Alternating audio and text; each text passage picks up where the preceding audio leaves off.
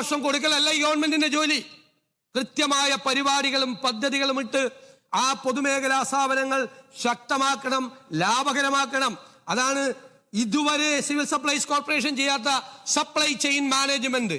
വലിയ സ്വകാര്യ സംരംഭങ്ങൾ ചെയ്യുന്നത് പോലെ അവർ ചെയ്യും, ലാഭം ഉണ്ടാക്കും, സർക്കാരിന്റെ ബാധ്യത കുറയ്ക്കും. അല്ലാതെ അത് സപ്ലൈകോ അടച്ചുപൂട്ടുമല്ല, KSRT അടച്ചുപൂട്ടുമല്ല.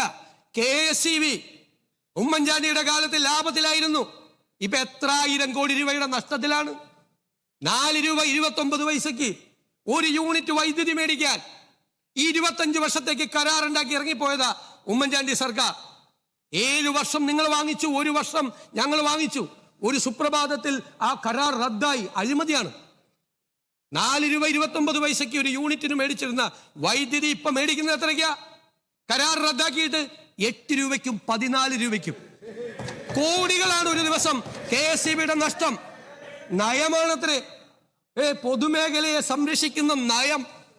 കോടികൾ, 10,000-കണക്കിന് കോടി രൂപയുടെ നഷ്ടം.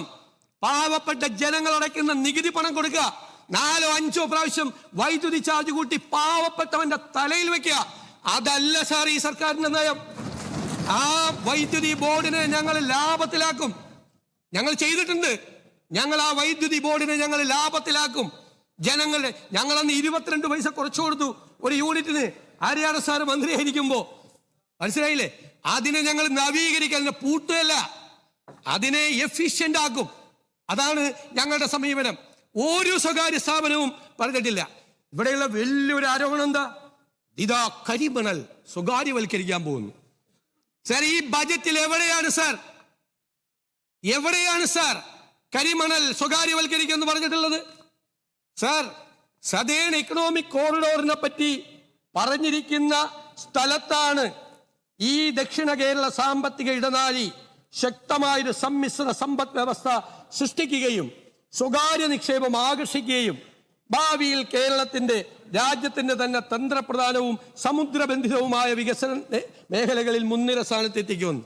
എവിടെയെങ്കിലും ഞങ്ങള് പ്രൈവറ്റൈസ് ചെയ്യുന്നു പറഞ്ഞിട്ടുണ്ടോ? ഇല്ലാത്തതാണ് കഥകൾ. ഇല്ലാ കഥകളാണ് പ്രചരിപ്പിക്കുന്നത്. മനസ്സിലായില്ലേ? ഈ നാട് മുഴുവൻ പ്രചരിപ്പിക്കുക കരിമണൽ സ്വകാര്യവൽക്കരിക്കാൻ പോകുന്നു.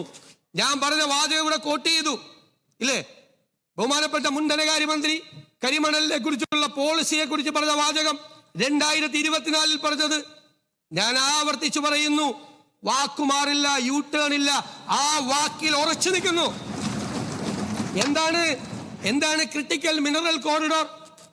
കേന്ദ്ര ഗവൺമെന്റും സംസ്ഥാന ഗവൺമെന്റും കൂടി സംയുക്തമായി നടപ്പിലാക്കുന്ന പദ്ധതിയാണ്. സംയുക്തമായി, ഒരുമിച്ച്. ആരൊക്കെയാണ് ഇതിൽ പങ്കാളികൾ? കൺസോർഷ്യമാണ്. കേന്ദ്ര ഗവൺമെന്റ് സ്ഥാപനം കോൾ ഇന്ത്യ ലിമിറ്റഡ്, കേരളത്തിലെ ഏറ്റവും വലിയ പൊതുമേഖലാ സ്ഥാപനം KMML, കേരളത്തിന്റെ കെൽട്രോൺ, ടൈറ്റാനിയം ആൻഡ് NFTDC കേന്ദ്രത്തിന്റെ. ഈ കേന്ദ്ര സംസ്ഥാന പൊതുമേഖലാ സ്ഥാപനങ്ങൾ ഒരുമിച്ച് ചേർന്നുള്ള ഒരു കൺസോർഷ്യം. അവിടെ ഒരു പ്രൈവറ്റൈസേഷനും ഇല്ല, മൈനിങ് ഇല്ല സർ, മൈനിങ് ഇല്ല. ഈ മെറ്റീരിയൽസ് വാല്യൂ അഡീഷൻ ആണ്. Value addition. ആ വാല്യൂ അഡീഷൻ ചെയ്താൽ ആയിരക്കണക്കിന് കോടി രൂപ കിട്ടും. അത് കേന്ദ്ര ഗവൺമെന്റിന്റെ പോളിസി കൂടി അനുസരിച്ച് ആ ക്രിട്ടിക്കൽ മിനറൽ കോറിഡോർ ഞങ്ങൾ ഉണ്ടാക്കും. എല്ലാം കേന്ദ്ര സംസ്ഥാന പൊതുമേഖലാ സ്ഥാപനങ്ങൾ. സർ, കഥയുണ്ടാക്കാം.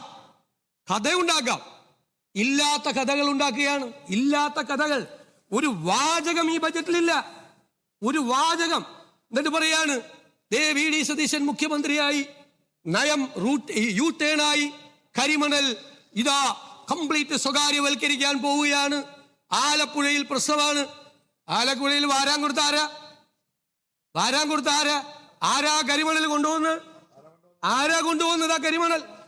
എന്നെ കൊണ്ട് പറയിക്കല്ലേ. ഇതാണ് ഞങ്ങളുടെ നയം. സാർ, ഞങ്ങളുടേത് ഞാൻ പറഞ്ഞല്ലോ, കേരള മോഡൽ എന്ന് പറഞ്ഞാൽ ആരും അഭിനമിക്കണ്ട.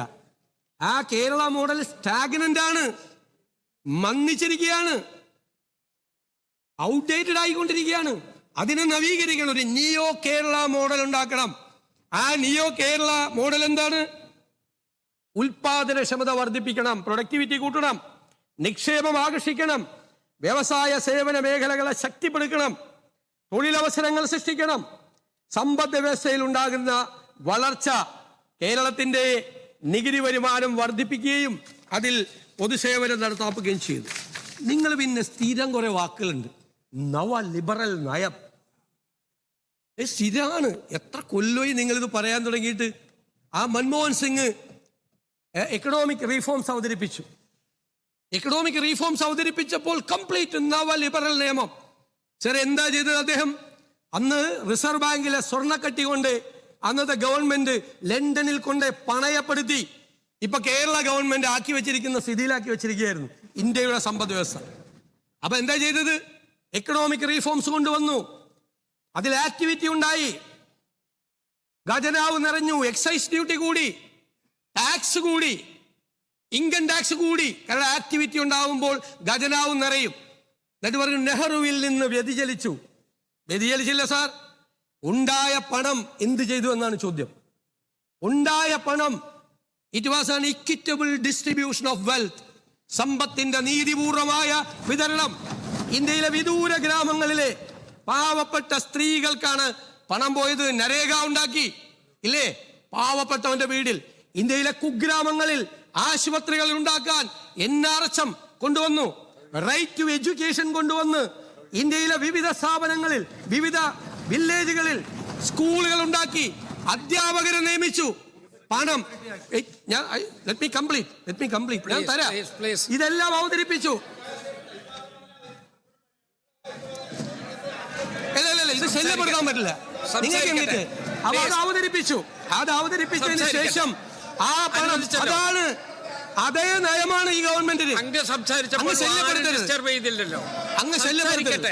ഒരു ഗവൺമെന്റ് പോളിസി ശല്യപ്പെടുത്തരുത്. ഒരു ഗവൺമെന്റ് പറയട്ടെ. അങ്ങെന്തിനാ അസ്വസ്ഥരാകുന്നത്? അങ്ങിരിക്കും. ഞാൻ അങ്ങക്ക് വഴങ്ങാന്ന്. ഞാൻ അങ്ങക്ക് വഴങ്ങാം. ഒരു മര്യാദ ഉണ്ട്. ഞാൻ എന്റെ ഒരു പോയിന്റ് കംപ്ലീറ്റ് ചെയ്തിട്ട് വഴങ്ങാം. അങ്ങേ പോലെ ഒരാൾ എഴുന്നേറ്റ് ഞാൻ വഴങ്ങായിരിക്കോ? ഞാൻ വഴങ്ങ. അങ്ങ് പ്രക്ഷുബ്ധനാവല്ലേ, ശോഭിക്കല്ലേ, അങ്ങനെ ചെയ്യല്ലേ. ഞാൻ let me complete my point. I am on my legs. You don't have any right. No. To interrupt. No.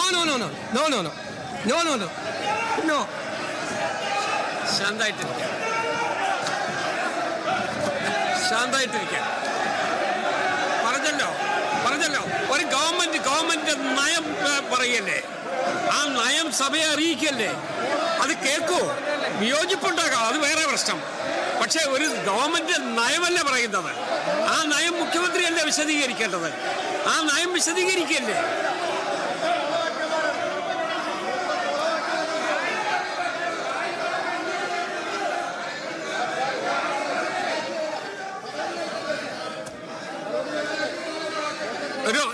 ഒരു ശാന്തമായിരിക്കൂ. ഇവിടെ നടന്ന 3 ദിവസത്തെ ചർച്ചയ്ക്ക് ശേഷം മുഖ്യമന്ത്രി ഈ ഗവൺമെന്റ് നയം എന്താണ് എന്ന് പ്രഖ്യാപിക്കുകയാണ്. ആ നയത്തോട് വിയോജിപ്പ് കാണും, ഇല്ലെന്ന് ഞാൻ പറയുന്നില്ല. പക്ഷേ അത് അദ്ദേഹത്തിന്റെ പ്രസംഗം കംപ്ലീറ്റ് ചെയ്യാൻ അനുവദിച്ചിട്ടല്ലേ. അതിന് നമ്മൾ ഒബ്സ്ട്രക്ഷൻ ഉണ്ടാക്കിയാൽ അതിന്റെ അർത്ഥം എന്താ? ആ നയം എന്താണെന്ന് അറിയണ്ട എന്നുള്ള നിലയിലാണോ? അതുകൊണ്ട് മുഖ്യമന്ത്രി പറയട്ടെ, ഈ ഗവൺമെന്റ് നയം എന്താണ് എന്ന് അദ്ദേഹം പറയുകയാണ്. അത് ശാന്തമായി കേൾക്കൂ. എന്താ പ്രതിപക്ഷ നേതാവ് എന്തോ പറയാൻ? ഒരു ബഹുമാനപ്പെട്ട മുഖ്യമന്ത്രി പ്രതിപക്ഷത്തെ നേരിടേണ്ടത് ഇങ്ങനെയല്ലോ. യു